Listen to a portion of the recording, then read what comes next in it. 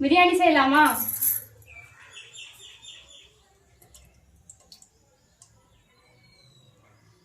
போட்டுடலாம். அடுத்து வெங்காயம்.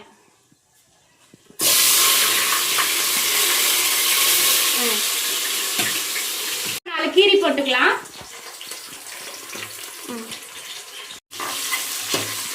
நாலு தக்காளி போட்டுக்கலாம்.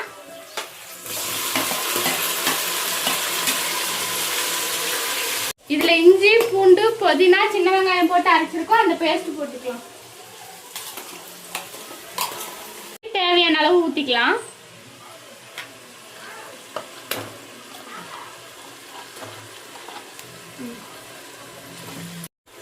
காளான் கொட்டியாச்சு. இப்போ இதை நல்லா வணக்கி விட்டுறலாம். மஞ்சத்தூள், பிரியாணி மசாலா, தேவையான மசாலாக்கள் எல்லாம் போட்டுக்கலாம். அரிசி போட்டுக்கலாம். காளான் நல்லா வெந்ததும், ஒரு அரை வேக்காடை வெந்ததும் நம்ம அரிசி போட்டு நல்லா கிளறி விட்டுக்கலாம்.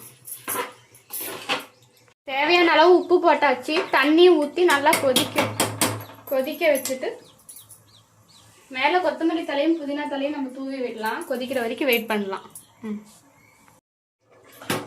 இது நல்லா கொதிச்சிருச்சு. இப்போ நம்ம மூடி போட்டு 2 விசில் வர வரைக்கும் வெயிட் பண்ணலாம். இப்போ 2 விசில் வந்துருச்சு. நல்லா கிளறி விட்டுறலாம். பிரியாணி ரெடி ஆயிடுச்சு. சாப்பிடலாமா?